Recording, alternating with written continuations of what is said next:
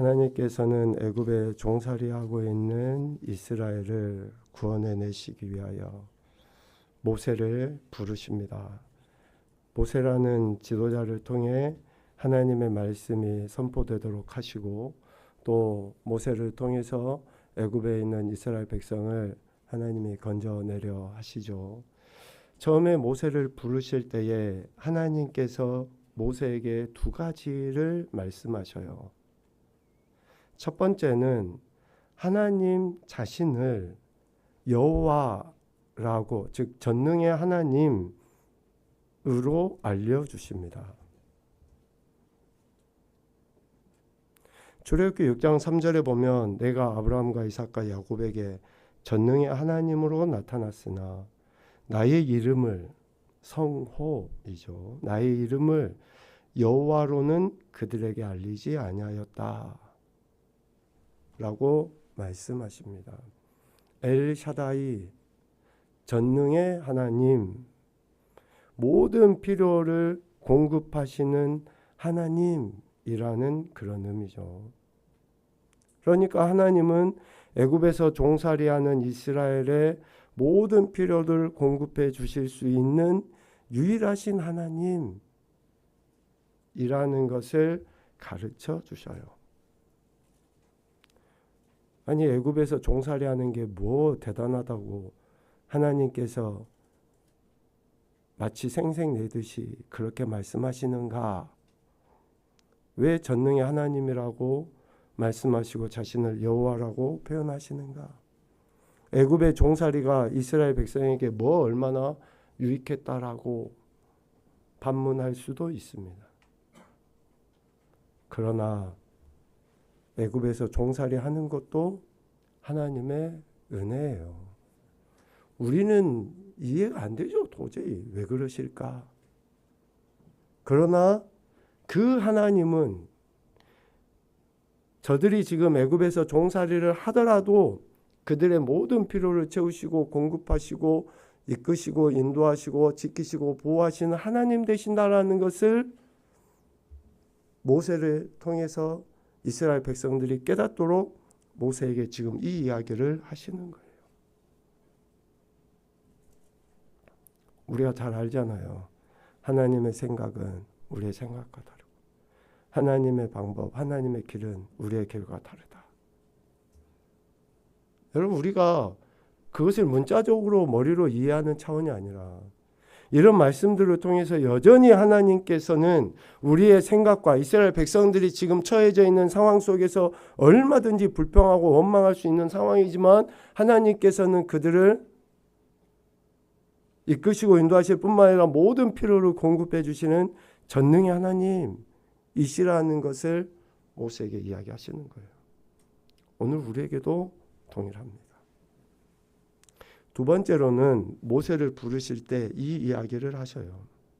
하나님은 이스라엘을 자신의 백성으로 삼고 자신이 그들의 하나님 되신다라는 것을 명확하게 선포하십니다. 6장 7절 말씀 같이 보죠. 시작.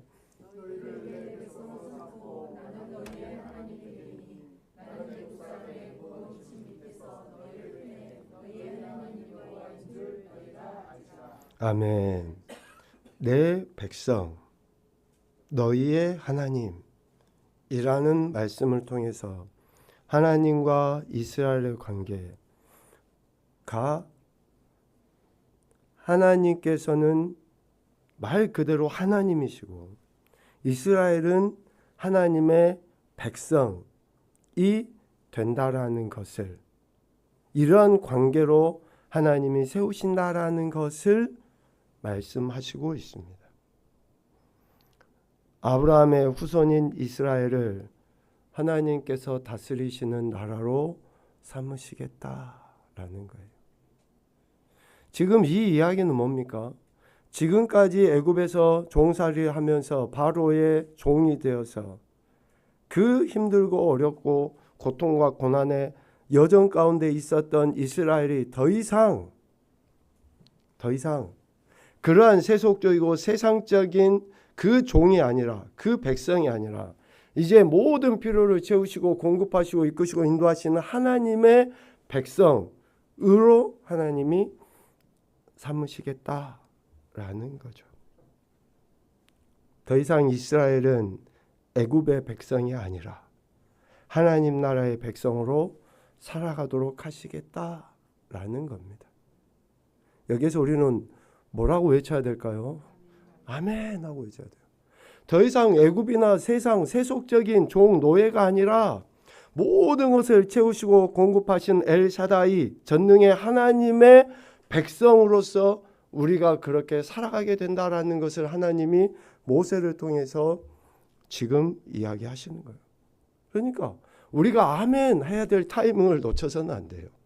하나님이 지금 이렇게 나는 너희의 하나님이 되고 너희는 내 백성이 된다라고 하신 그 말씀 끝나기도 무섭게 우리는 아멘 하면서 어때요?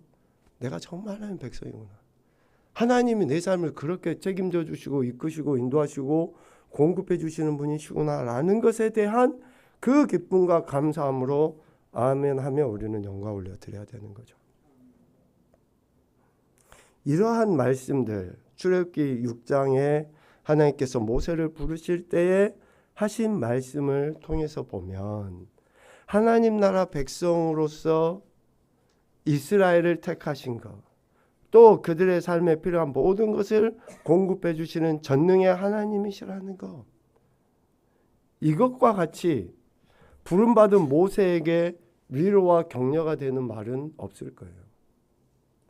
지팡이가 변해서 뭐가 되고 기적을 일으켜, 그러한 능력 자체는 근원이 어디예요? 하나님이시거든요. 하나님. 그러니까 지금 모세에게 진짜 필요한 것, 이스라엘 백성에게 진짜 필요한 것은 지팡이가 변해서 뱀이 되고 또 뭐가 물이 피로 변하고 이러한 차원의 문제가 아니라 그 모든 것을 주관하시는 하나님이, 즉 이스라엘의 나의 하나님 되신다고 하는 것만큼 모세에게 있어서, 부름받은 자에게 있어서, 택함받은 자들에게 있어서 가장 큰 축복은 없다라는 거죠. 그래서 모세에게 이 말씀을 하시는 거예요. 내가 전능의 하나님이다, 여호와다, 너희는 내 백성이다 라고 하나님이 말씀하시는 것입니다. 이러한 엄청난 축복을 받은 민족이 이스라엘이에요. 이스라엘. 그런데 우리가 지금 보고 있는 호세아 선지자가 활동할 당시에 이스라엘, 즉 남과 북으로 나뉘어져서 이제 북이스라엘이라고 하는 멸망을 얼마 앞두지 아니한 그 시대의 이스라엘은 이런 하나님의 엄청난 축복, 모세를 통해서 들려주신 그 엄청난 축복을 망각하고 살아가고 있었던 거죠. 요시야의 아들 여로보암이 북이스라엘을 다스릴 때에 그 나라는 어떠한 모습이었습니까? 하나님 나라 백성으로서, 하나님의 백성으로서 살아가지 못하는 그러한 모습이었죠. 되려 하나님을 만홀히 여기고 하나님이 아닌 우상을 만들어 섬기는, 즉 영적 간음, 음란에 빠져 있었던 초대 북이스라엘의 왕인 느밧의 아들 여로보암의 행태를 그대로 답습하고 있었어요. 얼마나 하나님께서 저들을 택하시고 내가 전능의 하나님이시고 너희는 내 백성이고 내가 너희 하나님이라고 엄청난 축복의 말씀을 하셨음에도 불구하고 그들은 하나님이 아닌 다른 것에 마음을 두고 마치 그것을 하나님인 것처럼 하나님을 섬기는 것 마냥 그렇게 행하고 있었다라는 거죠. 그래서 이러한 북이스라엘의 지금 영적인 상태를 직시하도록 하기 위해서 하나님은 호세아 선지자를 부르시고 그에게 음란한 여자를 맞이하여 음란한 자식들을 낳아라 라고 명령하셨어요. 1장 2절에. 그 명령 말씀을 들은 호세아는 그 말씀에 순종하죠. 그래서 음란한 여자 고멜을 아내로 맞이하고 그녀를 통해서 자녀 셋을 낳습니다. 이스라엘, 로하마를 낳아요. 그러니까 죄송합니다. 로함미를 낳아요. 그러니까 이 세 자녀를 낳은 것으로 인해서 그 이름의 의미처럼 하나님이 더 이상 하나님이 아닌 우상을 섬기는 저들을 긍휼히 여기지도 아니하시겠고 저들을 더 이상 내 백성이 아니라고 하시며 흩어버리시겠다라고 하나님이 그 이름을 지으시면서 지금 이스라엘의 상태 그리고 그 영적 상태에 대한 삶의 결말이 어떠할 것인지 가르쳐 주셔요. 하나님이 흩으시고 긍휼히 여기지 아니하시고 더 이상 내 백성이 아니다 라고 하는 것을 통해 저들이 앞으로 저들이 처하게 될 그 비참함을 가르쳐 주십니다. 이런 경고의 말을 들으면 어떻게 해야 될까요? 돌이켜야죠. 네, 돌이켜야죠.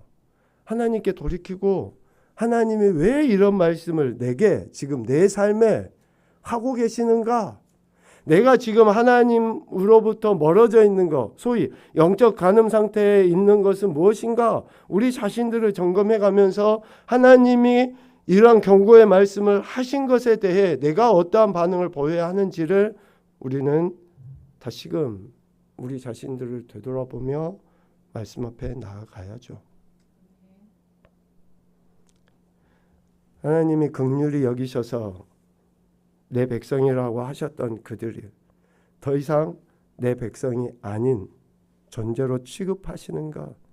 자, 처음에 이야기한 것처럼 이스라엘 백성에게 가장 큰 축복이 뭡니까?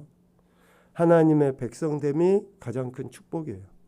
그러면 가장 큰 저주는 뭡니까? 더 이상 하나님의 백성이 아닌 것이 가장 큰 저주예요. 뭐 건강 잃어버리고 물질 잃어버리고 다 좋아요. 명예 잃어버리고 그럴 수 있어요. 그런데 그것보다도 더 비참하고 수치스럽고 더 우리가 불행한 건 뭐냐? 그거는 더 이상 우리가 하나님 백성이라는 소리를 듣지 못하는 것. 이것이 가장 비참한 거예요. 그러니까 우리 정말 우리가 이 땅에서 생명 다 끝날 때까지 아니면 우리가 살아생전에 주님 다시 오시더라도 그때까지 우리의 믿음이 변질돼서는 안 돼요. 이러한 취급을 그러니까 하나님의 백성 아니다라고 하는 소리를 듣는 그런 존재가 돼서는 안 된다는 거예요. 그러려면 어떻게 해야 되느냐? 2장 2절에 그렇게 되지 않으려면 2장 2절에 그 이야기를 해요. 음란을 제거해라. 음행을 제거해라. 라고 이야기하셔요. 영적 간음 상태, 하나님이 아닌 다른 것을 하나님처럼 여기고 섬기고 취급하고 모시고 했던 그런 것들을 제거해 버려라. 없애 버려라. 라고 이야기해요. 그런데 그런 게 쉽게 없어집니까? 우리의 고집이나 아집이나 우리의 세속적인 생각, 관념들이 쉽게 벗어지냐고요. 그렇게 잘 되지 않더라고요. 그러니까 지속적으로 우리가 이 영적 간음 상태에서 벗어나기 위해서 몸부림을 쳐야 되는데 그렇게 하지 않으면 3절, 2장 3절에 그 이야기를 해요. 벌겨벗겨져서 그 나던 날과 같게 되고 광야같이 되고 마른 땅같이 되어 결국은 목말라 죽게 된다. 예수님은 우리의 생수이잖아요. 영원히 목마르지 않는 생수. 그런데 목말라 죽게 돼요. 그런 결과들이 우리에게 주어진다는 거예요. 음란을 제거하지 않으면 영적 간음에서 즉 여로보암 2세가 왕으로서 이스라엘을 통치하면서 자신뿐만 아니라 이스라엘 모든 백성들이 느밧의 아들 여로보암이 만들었던 우상을 섬기게끔 하는 그런 죄악을 제거하지 않으면 이러한 수치스러움과 결국은 사망 상태에 이르게 된다라는 것을 이야기하셔요. 근데 왜 우리가 이것을 벗어버리지 못하는가? 지금 우리나라 뉴스 매스컴에도 뭐 여러 가지 뭐 미신적인 그런 행태들이 공공연하게 많이 나오잖아요. 왜 그들이 하나님이 아닌 이런 미신적인 것에 마음을 두느냐? 지금 자기들이 소유하고 있는 떡, 물, 양털, 삶, 기름, 술, 5절에 나온 것 같이 이러한 것들의 공급자를 누구로 보는 거예요? 그런 미신적인 행태로 보기 때문에 그런 거예요. 그러니까 제거하지 못해요. 말로는 사람들이 그래요. 뭐 저런 걸 믿어. 몇 년 전에 제가 어떤 목사님을 통해서 들은 이야기예요. 서울에 큰 교회 권사님들이 자주 가는 점집이 있대요. 진짜 들은 이야기예요. 권사님들이 모여서 교회에 모여서 이것저것 이야기하다가 가서 차 마시고 하면서 3차로 들린 데가 어디예요? 점집이라는 거예요. 출애굽기 6장에 하나님이 전능의 하나님이라고 분명히 말씀하시고 그들을 사망의 흑암의 권세에서 건져내서 그의 사랑의 아들의 나라로 옮겨주신 골로새서 말씀으로 비유해보면, 그러니까 애굽에서 건져내서 하나님 나라 백성으로서 하나님이 다스리고 통치하셔서 모든 것을 애굽에서도 채우셨지만 광야의 여정에서도 하나님이 분명히 채우시고 공급하시는 분이시라는 것을 말씀하셨음에도 불구하고 저들은 그러한 공급자를 하나님이 아닌 우상으로 여기는 거예요. 우상으로. 그러니까 제거하지 못해요. 버리지를 못합니다. 그러한 고집스러운, 그렇게 아둔하기 그지없는 이스라엘을 하나님은 또 기회를 주셔요. 그 말씀이 오늘 14절 이하에 나온 내용입니다. 13절까지의 내용은 한마디로 이야기하면 회개를 촉구해요. 야, 너희 음행을 제거하고 음란을 제거하라. 너희의 공급자는 참 하나님이시니까 너희들이 그렇게 하지 못했던 것들을 회개하라 라고 이야기하신 것이라 하면 14절부터 23절까지 말씀은 그 하나님께 우리의 마음을, 즉 우리를 사랑하시고 용서하신 하나님께 우리의 마음을 두어야 한다라는 것을 가르쳐 주셔요. 이렇게 아둔하기 그지없는 이스라엘을 하나님은 사랑하셔서 오늘 14절 말씀에 보면 그러므로 보라 내가 그를 타일러 거친 들로 데리고 가서 말로 위로하고 라고 이야기합니다. 하나님이 타이르시고 위로하신다라는 거예요. 그렇게 정말 고집스러운 그 미련함, 절구에 넣어서 공유로 찍어도 벗겨지지 않는 그 미련함이 있는 그들을 향해서 또다시 하나님께서 갑자기 그 생각이 드네요. 밤 있잖아요. 밤송이 밤. 뭐 자주 해보지도 않았지만 밤송이 밤이 이렇게 딱 알맹이가 든 거 있어요. 근데 한두 번 이렇게 하다가 안 되면 안에 알이 들어있는지도 아는데 에이 하고 내팽개 쳐버렸거든요. 에이 안 까지네 뭐 하고 그냥 버려버려요. 저는 그랬거든요. 그런데 하나님은 이렇게 미련하고 어리석고 아둔한 그들을 버리지 아니하시고 또다시 타일러서 그들을 위로하신다라고 이야기합니다. 세상 그 어떤 말보다도 부드러운 말과 마음으로 그들의 완악한 마음이 열리도록 하나님이 설득시키시는 설득. 아니 하나님이 설득하실 분입니까? 그냥 명령하시고 안 되면 그냥 꽝 이렇게 돼야 되잖아요. 그런데 하나님이 우리 같은 인생을 설득시키시는 참 그 하나님이, 그런데 타일러 설득시키셔서 어디로 데려가신다고 하십니까? 거친 들로. 아니 좀 평탄하고 순탄한 이런 데로 좀 데리고 가시지 왜 거친 들로 데려가신다 라고 하시는가. 이 거친 들은 광야예요. 광야. 이스라엘 백성들이 정말 10번이나 아니 20번이나 불평하고 원망했던 그 장소인 광야, 거친 들로 하나님이 완악하기 그지없는 이스라엘 백성을 타일러서 광야로 거친 들로 데리고 가신다라고 이야기하셔요. 광야가 어떤 곳입니까? 결핍의 장소입니까? 목마름의 장소예요? 사망의 장소입니까? 광야는 오직 하나님 한 분만 바라볼 수 있는 장소예요. 오직 하나님의 도우심이 없으면 하나님께서 이슬을 내려주지 아니하시면 목말라서 진짜 죽어야 될 그런 상태고, 오직 하나님 한 분만이 유일하게 역사하실 수 있는 장소가 거친들 광야예요. 우리 찬양에도 그런 구절들이 나와요. 그곳으로 데리고 가신다라고 이야기하셔요. 40년 동안 저들은 고생했던 장소라고 여길는지 모르지만 40년 동안 단 1분 1초 침 삼킬 동안도 넣지 아니하시고 하나님은 그들에게 사랑을 베풀어 주셨던 장소가 광야예요.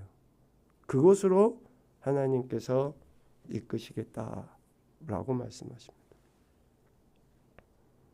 그리고 그곳에서 그들을 위로하시고 다시금 그들의 삶, 즉 아굴 골짜기를 소망의 문으로 바꿔 주시겠다라고 말씀하십니다.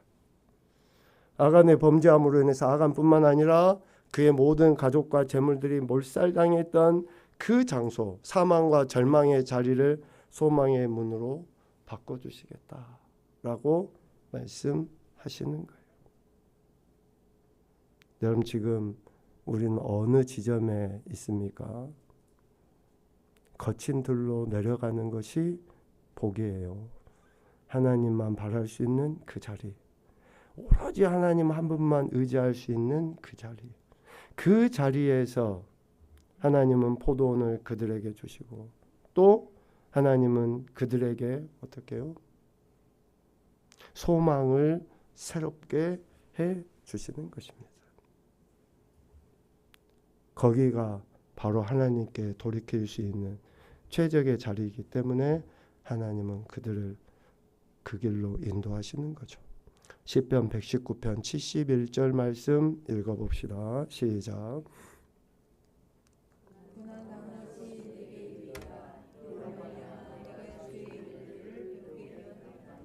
아멘. 문자적으로 이해하지 마시고 진짜 하나님께서 아굴 골짜기를 소망의 문으로 또 가장 기름지고 아름다운 포도원을 우리에게 주시는 그 시간과 그 장소는 내가 고난당했던, 내가 고난 중에서도 여전히 하나님을 의지했던 그 장소, 그 시간이라는 것을 우리는 결코 잊지 않아야 될 것입니다. 하나님께서는 이렇게 택하신 백성을 위로하셔요.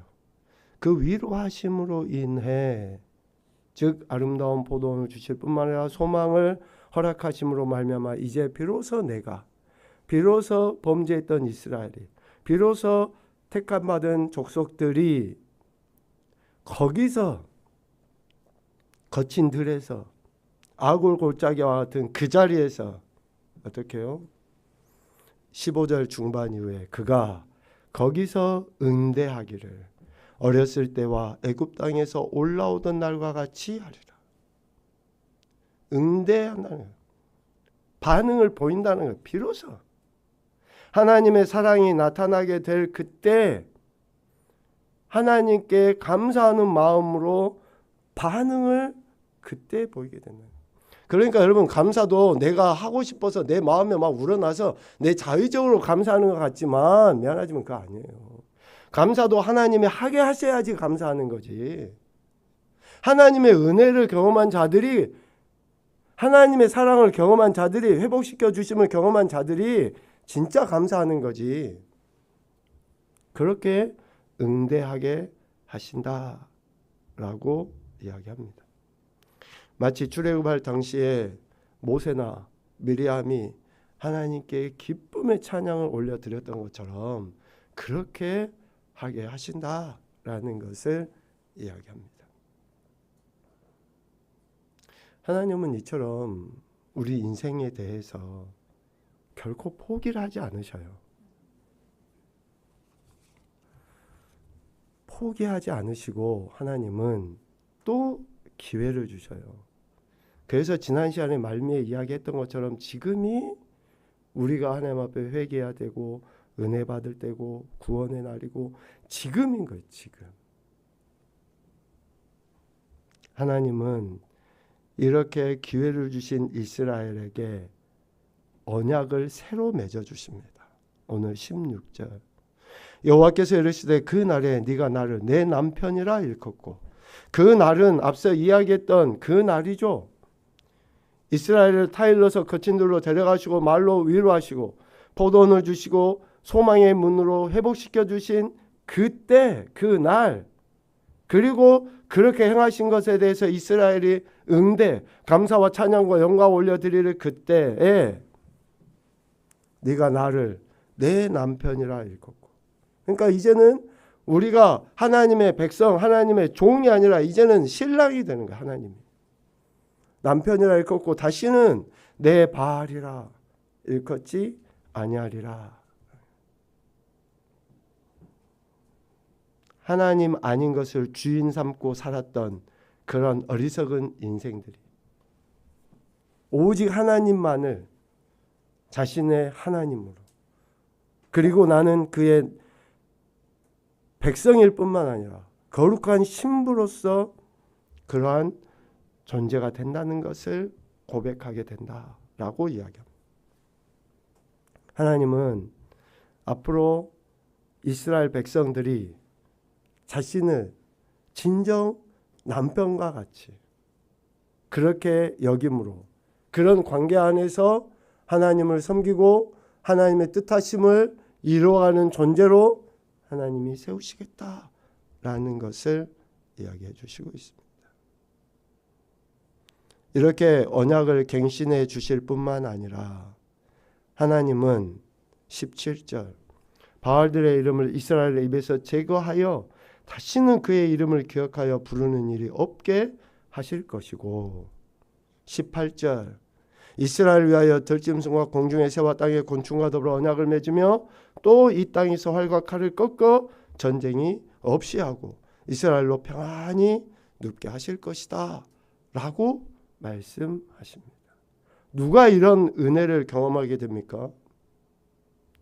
새로운 언약을 맺어주신 하나님으로부터 새로운 언약의 대상이 된 존재가 이러한 평안, 이러한 은혜, 이러한 회복을 누리게 된다라는 것을 말씀하시고 있습니다. 그래서 우리는 하나님이 나와 어떤 관계에 있는가, 내가 하나님에 대해 어떻게 고백하고 있는가라는 것을 지속적으로 점검해야 돼요. 마치 하나님이 만물상처럼 내가 이것 달라고 하면 이것 주고 저것 달라고 하면 저것 주고 하는 그러한 존재로만 여기고 있는가, 아니면 내가 정말 하나님을 나의 남편으로 여기고 있는가, 아니면 하나님에 대해서 내가 어떤 취급을 하고 있는가. 말로는 아니라고 이야기하지만 신앙생활을 하는 걸 보면 미안하지만 저부터서도 진짜 하나님이 내 필요에 의해 내 필요를 채워주는 단순한 그런 공급자 정도로만 여기고 내 주인이시고 내 하나님이시라고 하는 그 고백은 온데간데 없어져 버려. 내가 힘들고 어려웠지만 주여 외치는 그런 존재로 하나님을 대하고 있다 그러면 안 되는 거 아니에요. 왜 하나님께서 새 언약, 지금 여기에서도 이야기하는 새 언약이지만 궁극적으로 새 언약은 뭡니까? 하나님이신 그분이 이 땅에 육신의 몸을 입고 오셔서 나 같은 인생을 위해서 죽임당하신 그 새 언약, 그것을 우리는 망각하고 살아가고 있는 것은 아니냐 이거죠. 그래서 하나님은 19절 20절의 말씀을 통해서 내가 내게 장가들어 영원히 살되 공의와 정의와 은총과 긍휼의 여김으로 내게 장가들며 진실함으로 내게 장가들리니 네가 여호와를 비로소 그때 알게 된다라고요. 우리가 정말로 하나님의 공의나 하나님의 정의를 생각하고 살아가고 있는가? 하나님의 긍휼의 여기심을 기대하며 진짜 살아가고 있는가? 진실함이 있습니까? 정말 하나님 앞에 이런 진실함으로 내가 그런 믿음의 길을 걸어가고 있는가? 하나님은 이렇게 새롭게 언약을 맺으시고 관계를 맺으신 저들의 삶에 현실적으로 저들이 깨달아 알을 수 있는, 체험할 수 있는 은혜를 베풀어 주셔요. 21절 22절 여호와께서 이르시되 그날에 내가 응답하리라. 나는 하늘에 응답하고 하늘은 땅에 응답하고 땅은 곡식 포도주 기름에 응답하고 이것들은 이스라엘에 응답한다.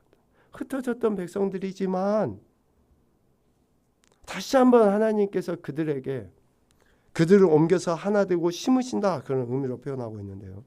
그들에게 하나님께서, 그러니까 이스라엘이 그렇게 하나님의 은혜를 구해요. 그러면 땅이 응답해줘요. 또 땅이 이런 풍성한 곡식들을 맺기 위해 하늘에 호소하며 하늘이 또 응답해주고, 하늘이 그렇게 하나님께 호소할 때 하나님께서 응답해 주신다라는 것을 말씀하십니다.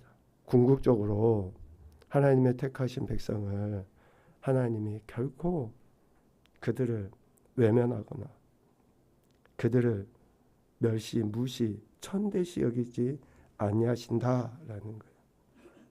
그래서 결국 23절입니다. 내가 나를 위하여 그를 이 땅에 심고. 여기서 내가 누굽니까?